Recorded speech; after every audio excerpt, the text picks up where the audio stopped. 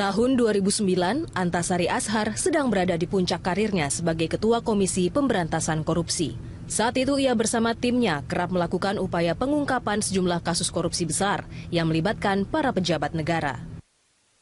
Termasuk menangkap Aulia Pohan, besan Presiden Susilo Bambang Yudhoyono yang berkuasa saat itu, yang terbukti melakukan korupsi dana Yayasan Pengembangan Perbankan Indonesia (YPPI) sebesar 100 miliar rupiah.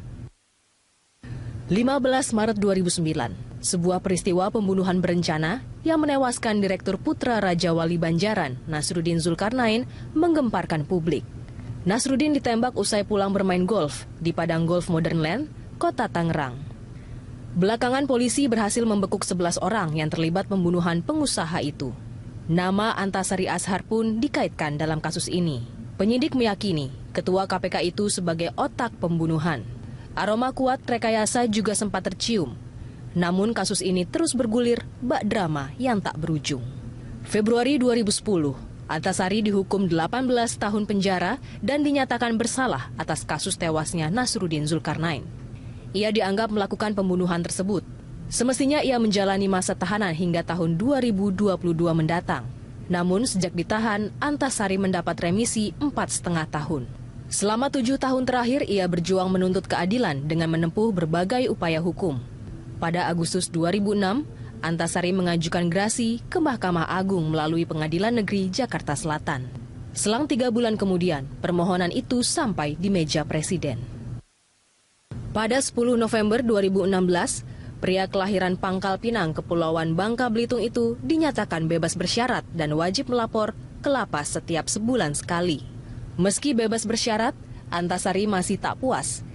Ia kemudian juga mengajukan grasi agar bisa bebas meniti langkahnya ke depan. Atas pertimbangan Presiden Joko Widodo, 23 Januari 2016 lalu, Antasari dinyatakan bebas murni. Antasari kini memiliki hak sipil dan hak politik seperti warga negara lainnya. Lalu apa rencana ke depan yang hendak digapai Antasari Azhar usai bebas? Akankah Antasari membuka borok orang-orang yang dianggap telah menyengsarakan hidupnya selama 7 tahun terakhir ini? Yang pasti, publik menanti sepak terjang Antasari berikutnya. Tim Liputan Berita 1, Jakarta. Pemirsa, setelah berjuang selama 7 tahun, Antasari Azhar akhirnya bisa keluar dari sejumlah babak drama jeratan hukum. Presiden Joko Widodo akhirnya mengabulkan grasi Ketua KPK periode tahun 2007 hingga 2009 itu. Lalu apa rencana masa depan Antasari Azhar? Sudah hadir bersama saya, Doni De Keizer dalam Prime Time Talk. Dan kita akan membahasnya secara mendalam. Ini dia Ketua KPK periode 2007-2009, Antasari Azhar. Apa kabar Pak Antasari? Alhamdulillah baik. Sehat Pak ya? Sehat. Bapak, sedikit saya ingin meralat, bukan meralat, tapi meluruskan. Yang mana Pak? Tadi dikatakan 7 tahun. 6 bulan itu lama loh, masih dalam. Jangan dihilangkan itu. Iya. 7 tahun 6 bulan. Iya. 6 bulan lama, 6 hari aja lama, 1 hari aja rasa lama loh. Iya. 7 tahun 6 bulan saya berjuang. Iya. Mulai masuk tahanan sampai hari ini. Iya.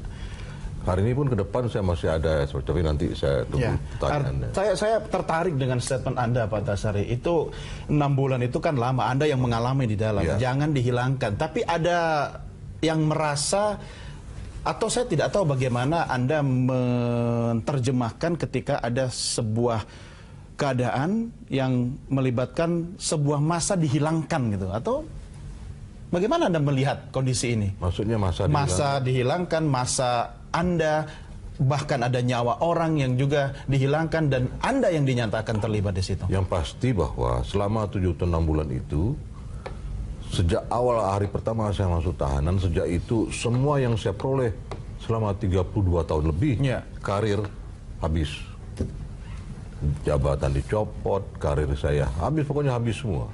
Anda merasa dihabisi? Termasuk pendapatan yang harusnya saya peroleh sebagai seorang pegawai negeri, tutup, diembargo sampai hari ini. Makanya kalau tadi ditanya apa yang ke depan, salah satunya adalah saya sedang perjuangkan melalui Pak Jokowi Kepres rehabilitasi, supaya menghidupkan kembali apa yang hilang. Anda merasa dihabisi nggak? Ya? Anda merasa dihabisi nggak? Saya nggak merasa, ya kenyataannya dihabisi. Bukan perasaan ini Mas, kenyataannya dihabisi. Kalau merasa itu kan bisa jadi secara realita tidak ada, tapi seolah iya. Ya. Kalau ini secara realitanya ada, memang saya dihabisi. Memang faktanya Anda dihabisi. Memang faktanya saya dihabisin. Siapa yang menghabisi Anda, Pak? Nah, kalau cerita tentang itu, saya harus cerita seutuhnya, Mas ya. Ya. Dulu juga awalnya saya cerita ya, khusus berita satu ya. Mungkin agak sedikit terbuka saya di sini. Ya. Karena sejak saya datang diterima dengan diwongke ya, istilahnya diorangkan ini, saya agak sedikit terbuka lah nanti ini. Sampai dengan detik tadi, saya terima berita jam 1 setelah lohor. Bagaimana perkembangan sekarang? Sekarang kita enak bicara di depan kamera, kita cerita apa adanya. Tapi apa yang terjadi di luar sana? Apakah pembicaraan kita ini ditanggapi oleh sebagian pihak itu nyaman? Belum tentu. Pihak yang mana Anda maksud, Pak? Ya? Pihak yang mana yang Anda maksud? Ya pihak yang merasakan itu ya. Yang merasa menghabisi Anda? Iya. Ya, orangnya? Contoh misalnya, tadi siang jam 1 adik saya laki-laki telepon saya. Tanya, saya ada di mana? Soalnya saya di rumah. Ya. Sebentar lagi akan berangkat ke salah satu stasiun TV. Hati-hati, katanya gitu. Loh, kenapa saya bilang? Loh, saya sudah ngalami 2 kali, dia bilang. Kemarin dia makan di satu restoran di Jakarta Selatan. Sedang makan, tiba-tiba ada orang lewat, ngasih tisu. Ditaruh di mejanya begitu aja. Adik Anda? Iya. Begitu dibuka tisu itu tulisannya, Anda adiknya Antasari. Tolong pesan ke kakak Anda, hati-hati. Jangan bicara sembarangan. Gitu. Dia noleh orangnya nggak ada lagi. Mungkin udah pulang. Udah, itu satu. Nah, salahnya dia itu kok nggak dipegang sebagai bukti. Gitu. Ya. Karena dia sudah merasa tercekam. Langsung pulang. Yang kedua, tadi sholat Jumat. Dia sholat Jumat di Masjid Sunda Kelapa, Menteng. Dia taruh sepatu, masuk ke dalam ruangan masjid, di atas. Setelah pulang dia turun, penjaga sepatu tuh tanya dia, Pak, Bapak adiknya Antasari ya? Iya, kenapa? Tadi Pak, waktu Bapak taruh sepatu ada orang datang ke sini, kurus, tinggi, kumisnya tipis. Dia bilang. Kenapa? Dia tanya, tolong nanti kalau Bapak itu ambil sepatu, tolong kasih ke Bapak itu. Pesan sama kakaknya, bicara jangan macam-macam, dia sayang nyawa enggak? Gitu. Nah ini keadaan yang terjadi baru hari ini. Sampai hari ini Anda keluarga masih dapat ancaman berarti? Iya. Yang mengancam siapa, Pak? Ya tentunya orang tidak senang dengan apa sikap saya setelah saya nerima kepres bebas Ya. gerasi ini, atau sejak saya bebas bersyarat sih. Ya, artinya orang yang tidak senang itu pasti sangat merasa gerah, ya kan? Takut terbuka kelakuannya kan. Karena memang Anda akan merencanakan untuk membuka semua itu. Sebetulnya begini, saya bukan membuka. Saya ada kewenangan saya apa untuk membuka ini kepada publik. Saya bukan penyidik.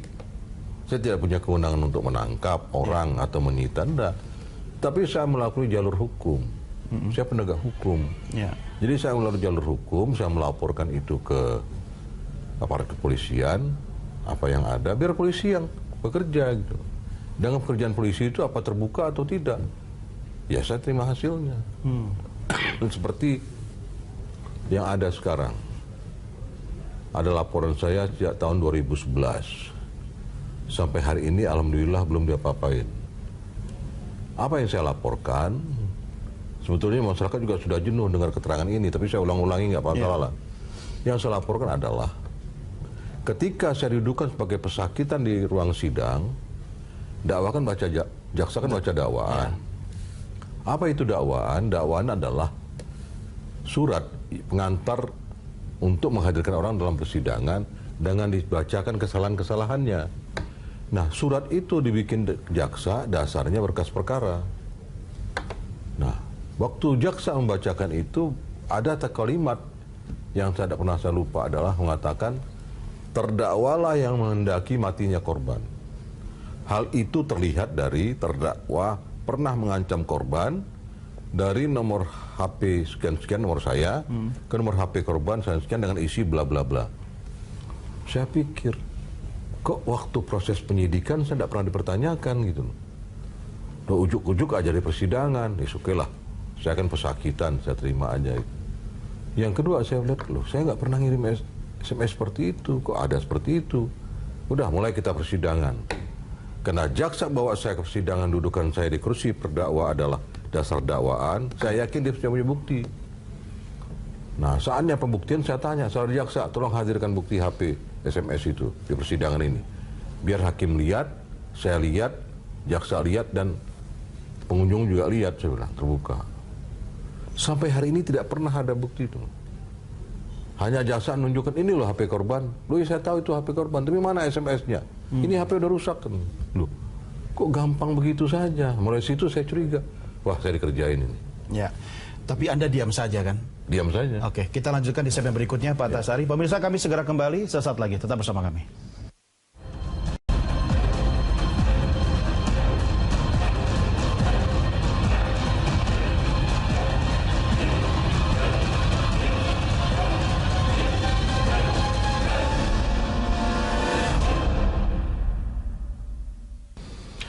Pemirsa, Anda masih bersama kami, dan sebelum kita lanjutkan dialog kita, saya ajak Anda untuk menyimak sejumlah data tentang Antasari Azhar yang disampaikan oleh rekan saya, Dora Edward. Dora, silakan. Ya baik, terima kasih Doni De Keizer. Kami akan mencoba memaparkan profil singkat terkait dengan Antasari Azhar. Kita lihat bagaimana jejak Antasari Azhar. Antasari Azhar dilahirkan di Pangkal Pinang, Bangka Belitung pada 18 Maret 1953. Kemudian ia mengenyam pendidikan S1 jurusan Tata Negara Fakultas Hukum di Palembang Universitas Sriwijaya. Dan Antasari Azhar menghabiskan masa remajanya ini SMP dan juga SMA di Jakarta. Ia juga bersekolah dasar di Negeri 1 Belitung pada tahun 65 sampai dengan tahun 1971. Dan ini adalah karir dari Antasari Azhar, di mana karir terakhir Antasari Azhar adalah sebagai pimpinan Komisi Pemberantasan Korupsi periode 2007 hingga 2009. Dan Antasari Azhar juga berkarir di Kejaksaan, di mana ia pernah menjabati sebagai Kepala Kejaksaan Negeri Jakarta Selatan tahun 2000 hingga 2007, kemudian sebagai Kepala Kejaksaan Negeri Batu Raja pada tahun 1997 hingga tahun 1999. Kita lihat beliau memang menghabiskan karirnya ini di Kejaksaan. Antasari Azhar juga pernah menjadi kasih penyidikan korupsi Kejaksaan Tinggi di Lampung pada tahun 92 hingga 94. Kemudian pernah juga menjadi jaksa fungsional Kejaksaan Negeri Jakarta Pusat pada tahun 1985 hingga 1989.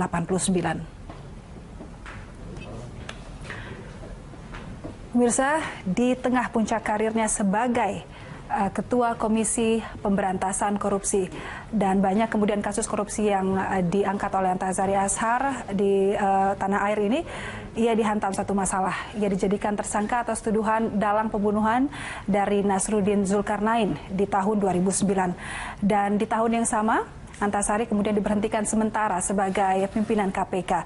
Kemudian di bulan Oktober tahun 2009 secara resmi oleh Presiden, Antasari Azhar diberhentikan secara tetap dari jabatannya.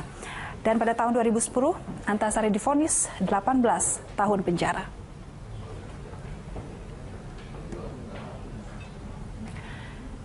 Kita lihat kemudian ini bagaimana upaya dari Antasari Azhar untuk mencari keadilan atas kasus yang menimpanya, di mana tahun 2010 Antasari Azhar ini mengajukan banding atas putusan PN Jakarta Selatan, dan akhirnya Pengadilan Tinggi DKI Jakarta ini menolak bandingnya dan atas putusan PN Jakarta Selatan. Dan pada tanggal 21 September 2010 kasus Antasari dan JPU ditolak Mahkamah Agung dan vonis Antasari tetap 18 tahun penjara. Pada tahun 2014 kemudian ini MK mengabulkan uji materi pasal peninjauan kembali dalam KUHP yang diajukan Antasari. Dan kemudian pemirsa, pada tahun 2015 Antasari mulai menjalani asimilasi setelah menjalani setengah dari masa pidananya. Kita ketahui pada tahun 2016 Antasari bebas bersyarat setelah melewati 2/3 masa pidananya. Dan pada Senin pekan lalu 23 Januari 2017 akhirnya Presiden Joko Widodo mengabulkan gerasi dari Antasari Azhar. Ya Dodi, demikianlah profil singkat terkait dengan Antasari Azhar. Kembali ke Anda. Ya baik, terima kasih Dora, dan pemirsa, kita lanjutkan diskusi kita dengan Pak Antasari Azhar. Pak Antasari, foto saat Anda bertemu dengan Presiden itu menyebar luas di seluruh kalangan masyarakat, termasuk di rekan-rekan media. Dan itu bahasa foto itu bisa bicara banyak, Pak. Tapi Anda belum bicara kepada kami. Apa yang Anda bicarakan selama 1,5 jam lebih itu, Pak? Maksudnya ini adalah rahasia atau hati-hati? Anda menyampaikan ke saya atau kepada orang yang menghabisi Anda, Pak? Pesan itu tadi. Ya, untuk apa? Untuk mereka yang menghabisi saya. Kenapa begitu? Nggak ada kepentingan. Ya kan? Saya menyampaikan kepada publik. Karena begini, saya pernah menjadi pejabat negara. Ya. Ketua KPK itu adalah pejabat negara menurut undang-undang. Nah, saya sayang dengan bangsa ini. Loh, kok Antasari baru keluar, baru bebas murni kok sudah begitu terkesan lebay kan gitu kan. Lu enggak, emang ada rasa tanggung jawab moral. Saya dari muda, dari kuliah itu sudah aktivis gitu. Nah, saya enggak mau bangsa kita ini resah masyarakatnya. Kalau saya nanti sampaikan itu semua, masyarakat pengeluhannya ada apa? Akhirnya persepsi masing-masing kan. Itu saya enggak mau. Biarlah itu artinya menjadi fakta hasil pembicaraan saya dengan Pak Jokowi empat mata. Makanya saya katakan, Anda mendapat kesan apa dari Presiden Republik Indonesia? Ya, kesan ya, bukan hasil pembicaraan. Kesan saya pribadi ya. Saya baru kali itu bertemu beliau. Kan waktu saya masuk kan beliau baru terpilih dulu kan. Waktu saya masuk kan eranya berbeda. Saya lihat bahwa beliau ini dikatakan sederhana itu super sederhana. Super sederhana. Ruang kerjanya juga super sederhana. Mungkin lebih bagus pada ruang tunggu di Berita Satu. Betul, jujur saya. Ruang kerjanya sederhana, penampilan juga sederhana, dan beliau bicara juga artinya sebagaimana orang Indonesia pada umumnya, santun. Anda dapat chemistry dengan Presiden? Sangat dapat. Sangat dapat. Tapi jangan bawa saya ke acara apa materi pembicaraan. Saya terlalu waspada ini. Pak Antasari, saya tidak akan menjebak Anda. Saya bukan musuh Anda. Tapi pertanyaan saya berikutnya, Anda harus jawab. Apakah Presiden Joko Widodo menyatakan prihatin dengan nasib Anda? Iya, prihatin ya. Setelah itu? Dari gesturnya itu kan beliau prihatin. Tapi beliau ungkapkan, saya prihatin, begitu? Sampaikan. Anda sering mendapatkan keprihatinan kan? Dari teman, saudara, pejabat. Yang satu ini seperti apa prihatinnya itu? Ya, sebagai orang timur menyampaikan, saya prihatin Pak Antasari, udah gitu aja. Ya, dibanding. Ini yang Anda mau soalnya, saya tahu. Dibanding dulu, ketika saya masuk tahanan, status saya adalah pejabat negara. Nah, ketika itu adalah penguasa negeri ini, namanya presiden juga kepala negara. Betul. Ya, setidak-tidaknya sebagai bangsa timur yang bangsa Indonesia yang ramah, gitu kan, yang empati, setidaknya ada, aduh, Pak Antasari kok masuk tahanan kan, saya prihatin itu. Nggak ada sama sekali. Seperti tidak peduli. Nah, itu kan jadi pertanyaan besar bagi saya. Jadi question mark bagi saya dalam tahanan. Loh, ada apa beliau ini kok tidak peduli sama sekali? Bukan saya minta kasus saya diintervensi. No, tidak. Minta ini enggak, tapi ya minimal ada rasa prihatin lah. Tidak ada sama sekali? Tidak ada sama sekali. Kalaupun dulunya mungkin saya tidak pernah jumpa beliau, tidak pernah kita berbincang-bincang, ya oke lah. Terus kita sering kok, walaupun tidak diketahui oleh pers ya, saya sering ketemu kok sama beliau. Sering bincang tentang upaya pemberantasan korupsi di Indonesia maupun di dunia dalam konsep PBB itu. Tapi kok setelah saya masuk nggak ada prihatinnya gitu. Artinya untuk sebagai seorang kawan yang ada komunikasi, wajar dong ya keprihatinan itu seorang atasan lah. Oke, atasan Anda kan Presiden Republik Indonesia ya? Iya. Lewat keluarga, Presiden tidak pernah mengungkapkan keprihatinan? Kalau ada, tidak mungkin saya bicara begini, Mas. Tidak ada sama sekali. Anda merasa memang Kan paling tidak akan lihat, oh semuanya saya cabut dari dia kan. Yang mencabut kan jabatan saya kan presiden dengan kepresnya. Terus menyetop ini juga beliau akibat kepres itu. Tentu beliau bertanya dong, Antasari ini punya istri, punya anak. Beliau di penjara. Nah, makan apa anaknya? Paling tidak kan? Apalagi beliau orang Jawa kan? Iya. Paling tidak ada itu. Karena istri juga orang Jawa.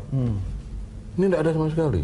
Ketika itu terjadi, Anda berpikir apa? Apakah ada sesuatu di balik itu? Normatif jelas, aja kan, Pak? Jelas, Normatif kan? Jelas. Nah, sesuatu itu mengarah kemana? Ini ada apa ini? Apa beliau dendam ke saya? Kenapa dendam? Karena penahanan besannya itu. Aulia Pohan. Ya, apa karena itu? Tapi beliau kan ada marah. keprihatinan sendiri terhadap Aulia Pohan yang sudah disampaikan ke publik. Ke saya Jadi juga Anda sudah. tidak perlu berpikir negatif mungkin Pak soal itu. Ya, yang lain mungkin. Wajarlah. Mas, Doni ya. Doni kan belum pernah ditahan. Iya, jangan Pak. Nah, saya pernah ditahan, masuk di ruang jeruji gitu kan. Kondisi saya kan bisa dibayang pada waktu itu kan. Apa yang saya rasakan sensitif kan. Betul. Nah, saya rasakan ada apa beliau seperti itu. Apa salah saya? Kan gitu, oh ini mungkin karena penahanan itu. Atau adakah memang perkara-perkara yang saya tangani yang akan bersinggungan dengan beliau, gitu kan? Apa itu semua jadi polemik pemikiran saya pada waktu itu.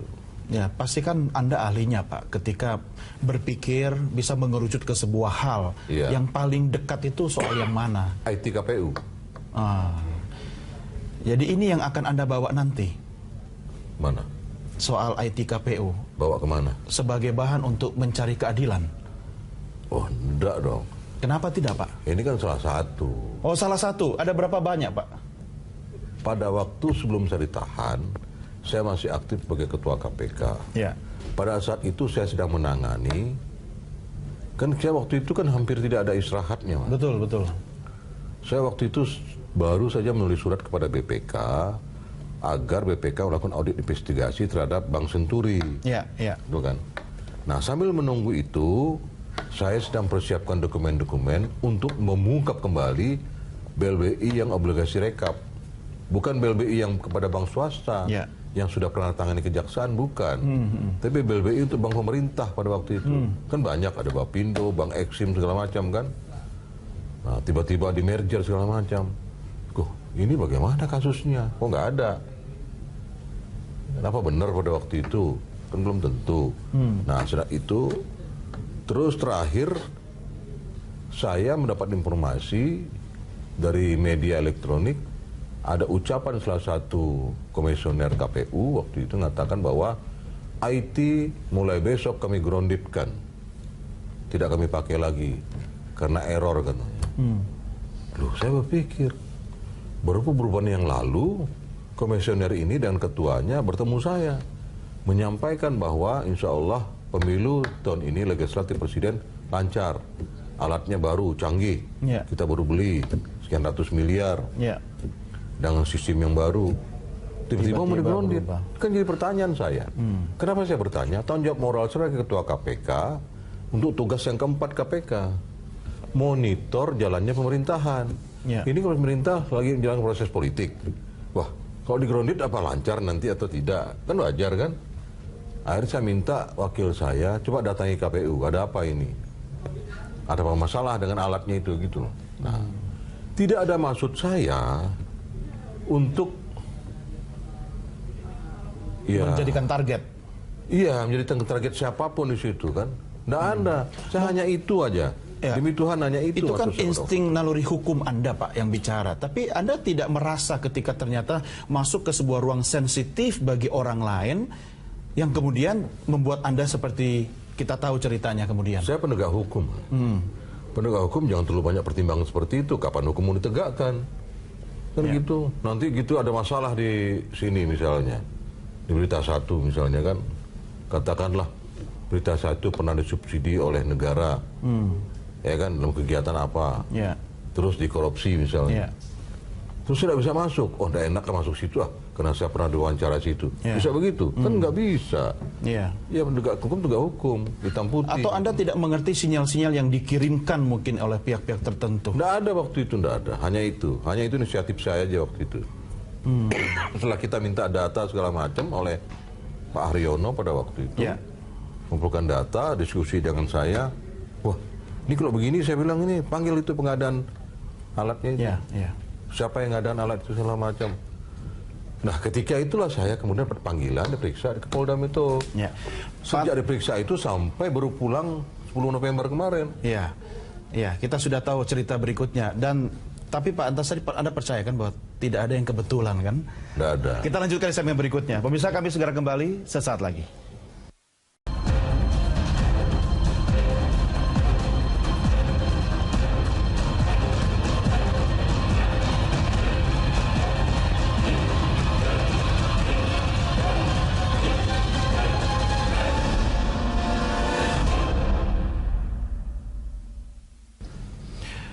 Antasari mencari keadilan. Pemirsa, kita lanjutkan diskusi kita. Ini judul ini bukan judul sinetron, Pak. Tapi kisah hidup Anda kalau dibuat sinetron panjang sekali ceritanya, Pak. Pak Antasari tidak... Silakan Berita Satu jadi produsernya. Sayangnya kita TV berita, Pak ya. Kita pendekatannya pada berita. Makanya saya mau tahu juga nih, berita berikutnya setelah ini Pak Antasari akan membuat gebrakan apa? Apakah Anda tidak ingin bertemu dengan mantan bos Anda dulu, Pak? Atau orang yang saya tidak tahu siapa yang membuat Anda, yang menghabisi Anda. Nggak pengen ketemu, ngobrol-ngobrol gitu? Nah, sebut aja siapa mantan bos saya. Mantan bos Anda adalah Presiden Susilo Bambang Yudhoyono. Ah, gitu kan jelas. Cuma saya tidak tahu yang menghabisi Anda siapa. Apakah bos Anda atau orang lain, Pak? Begini, Mas ya. Saat itu kan beliau presiden. Saat itu. Ini saya ucapkan, ini tidak ada maksud saya untuk artinya memepet atau memojokkan beliau, tidak. Saya bicara realita aja, karena saya pernah dalam satu sistem itu kan. Beliau kan presiden, selaku kepala pemerintahan. Di mana ada situ ada Kapolri dan Jaksa Agung yang di bawah beliau. Yang diproses ini adalah seorang pejabat negara juga, ya kan? Selevel dengan Kapolri dan Jaksa Agung. Lah masa iya Kapolri Jaksa Agung tidak lapor ke beliau, gitu kan? Nah saya ingin beliau itu ya cerita dong. Oh keadaan sekarang sudah begini kan? Pak Jokowi coba gerasi, Jokowi potong tahap apa masa hukumannya 6 tahun. Wah begini loh sebenarnya Pak Jokowi masalahnya. Dulu waktu saya dapat laporan begini. Apa laporan itu gitu? Karena ada dugaan, ada insting di saya. Pasti beliau dapat laporan yang salah. Dari bawahannya yang lain? Iya. Dari Kapolri, dari Jaksa Agung? Bisa jadi seperti itu loh. Karena dengan laporan yang salah, beliau hanya bilang, oleh lanjutkan proses. Kan gitu. Itu kan bisa jadi, Pak, kata Anda. Iya. Artinya bisa jadi yang lain juga kan? Bisa jadi yang Anda lain kan juga. Dituduh awalnya kan otak kan, tapi kemudian Kalau belakangan terlibat. Kalau beliau katakan, oh jangan proses, masa saya sampai di penjara saya? Beliau presiden kan, wah lanjutkanlah, begitu kan? Ya. Nah laporan apa yang beliau terima itu? Sampai sekarang belum tahu. Belum tahu. Nah, apa bedanya Pak Antasari kalau Anda tahu dan tidak sekarang? Kenapa saya katakan begitu? Pada waktu itu juga lembaga kepolisian juga ada masalah, lembaga kejaksaan juga ada masalah. Apa mereka untuk nutup masalahnya, terus melaporkan saya ke SBY seperti itu, gitu loh. Bukankah KPK hadir karena itu kan? Loh, iya. Banyak masalah juga kan di lembaga-lembaga itu kan? Jadi Anda merasa dikeroyok dong? Bukan merasa. Sudah dikeroyok? Sudah selesai dikeroyok, saya sudah bawa bebelur sekarang ini. Kalau sudah selesai Pak, kenapa masih banyak ancaman diterima keluarga tadi? Ini persoalannya. Emang Anda masih bawa bukti atau apa sebenarnya sih sampai hari ini? Gini Mas ya, justru saya ini nggak mikirin orang lain. Saya mikirkan diri saya sendiri. Sekarang? Iya, setelah saya dapat bebas bersyarat, nggak ada lagi itu syaratnya, gitu kan? Ya. Berarti nanti saya mau keluar daerah misalnya, mau ke Bandung, mau ke Surabaya, saya nggak perlu lapor lagi. Ya sudah selesai kan gitu. Ya itu selesai. Tetapi kan istri, anak, cucu saya kan mau makan. Ya kan mau kegiatan-kegiatan segala macam. Sementara saya di embargo semuanya itu. Nah ini untuk menghidupkan kembali itu, saya perlu kepres rehabilitasi. Anda sampaikan ke Presiden Jokowi? Akan saya sampaikan minggu depan. Kenapa tidak kemarin pas bertemu? Ya seharusnya pada waktu itu sebenarnya begitu beliau mengeluarkan putusan gerasi, bisa serta-merta isi di dalamnya juga langsung merehabilitasi seharusnya. Iya. Tapi itu kelalaian kita, kelalaian saya juga. Atau mungkin 1,5 jam kemarin substansi pembicaraan jauh lebih besar daripada yang Anda katakan tadi ya Pak ya? Ini kelihatannya mau persoalan kemarin aja Mas. Saya nggak bisa dipancing Mas. Nggak akan dapat Anda apa Iya, yang iya. Saya tidak memancing Pak. Kecuali foto itu bisa bicara. Nah, keluar suaranya. Banyak orang yang berbicara Pak Antasari, banyak yang bersuara melihat foto ini, tapi yang hanya yang bisa merasakan cuma Anda dan Presiden Joko Widodo. Iya. Tapi kan perasaan Anda seperti ini kan juga ada hubungannya dengan ketika Anda masih di bawah Presiden Susilo Bambang Yudhoyono. Presiden Jokowi belum pernah ketemu dengan Pak SBY. Anda tidak mau bicara langsung dengan Pak SBY. Loh, masalah Pak Jokowi belum bertemu kan itu masalah internal mereka kan? Iya, maksud saya kan Anda tidak bisa titip juga kepada Pak Jokowi soal itu kan? Ya, Anda kan saya yang punya urusan. jujur aja, saya jadi merasa saya ini mantan narapidana, Mas ya. Baru keluar. Pak Jokowi sudah bertemu dengan Megawati. Betul. Pak Jokowi sudah ketemu dengan Prabowo, sudah ketemu dengan Habibie. Kok belum ketemu dengan SBY? Malah ketemu sama Antasari. Ya. Ya kan? Wah, Ada saya apa? pikir saya dalam posisi yang terhormat betul Iya. saya. Di atas mantan presiden dong ya? Ya perasaan manusia ya. Ini kenapa beliau tidak mau ketemu, itu bukan urusan saya. Itu masalah politik lah kan. Tapi perlu yang saya jelaskan itu pertama itu saya minta rehabilitasi supaya apa yang sudah dimatikan mereka hidup lagi gitu. Ya. Pak JK mengatakan Anda bisa membuka semua selama Anda punya bukti-bukti yang kuat. Nah di sini saya perlu luruskan. Saya terima kasih atensi Pak JK, Ya. kepedulian beliau ya. Dengan demikian kan beliau memberikan semacam support gitu. Begini, saya sekarang kan sudah murni. Saya mantan narapidana, Ya. mantan terpidana, Ya, bukan udah lagi selesai. terpidana. Ya. Dengan demikian maka mana mungkin saya mengajukan dengan bukti baru PK. PK itu adalah hak terpidana. Ya. Jadi kalau saya mengajukan PK tidak punya legalitas, pasti Sebagai akan apa, ditolak. ya. Yang ada adalah jika saya punya bukti baru, saya akan bawa ke Barat Penyidikan untuk diproses laporan biasa.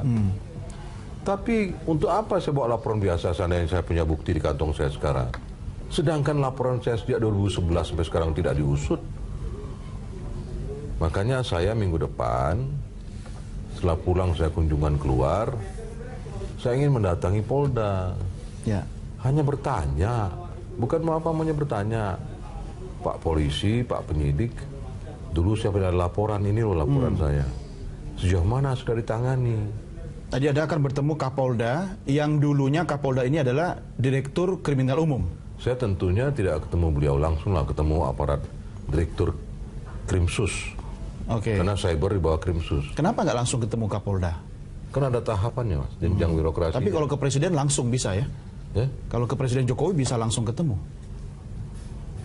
Ya sebelumnya saya ketemu Menkumham dulu kan. Ini sadis juga pertanyaannya ini. Agak tajam gitu ya. Pak Antasari, kita break dulu, kita lanjutkan segmen berikutnya. Pemirsa tetap bersama kami dalam Prime Time Talk, kami segera kembali sesaat lagi.